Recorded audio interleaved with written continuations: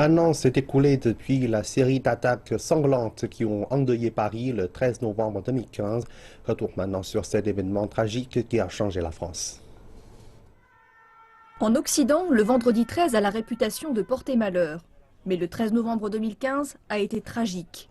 Une série d'attaques terroristes a ensanglanté plusieurs quartiers parisiens, faisant 130 morts et autant de blessés.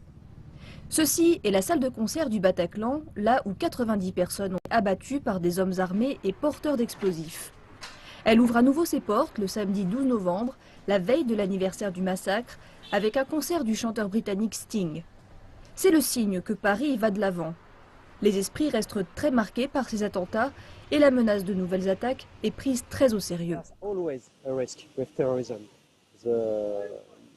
Il y a toujours un risque terroriste. Bien sûr, vous pouvez combattre ce risque, mais il existe toujours. Et je pense qu'en France, surtout à Paris et surtout dans ce quartier, l'idée même du terrorisme et le traumatisme qui est lié sont toujours dans les mémoires.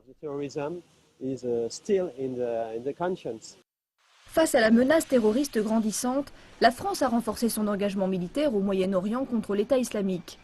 Dans l'Hexagone même, ce sont des dizaines de milliers de soldats qui patrouillent dans les rues. L'état d'urgence décrété en novembre 2015 reste en vigueur. Il donne à la police des pouvoirs supplémentaires, en plus des mandats d'arrêt et des recherches spéciales.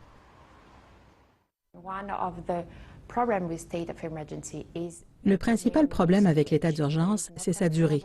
Il n'y a aucun contrôle là-dessus et il a tendance à devenir permanent.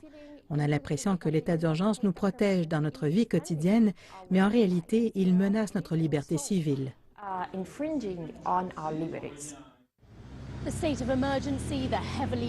L'état d'urgence, les soldats armés jusqu'aux dents qui patrouillent dans la rue, cela fait partie des mesures de sécurité que la France a mises en place pour que ses citoyens se sentent protégés. Mais les attaques de djihadistes se poursuivent. En juillet 2016, 86 personnes ont été tuées dans le sud de la France, à Nice. 2 semaines plus tard, un prêtre était assassiné dans une église par un fanatique. La plupart des Français veulent aller de l'avant et mettre les attaques du 13 novembre derrière eux, mais il y a aussi ceux qui pensent que le terrorisme fait maintenant partie de la vie quotidienne.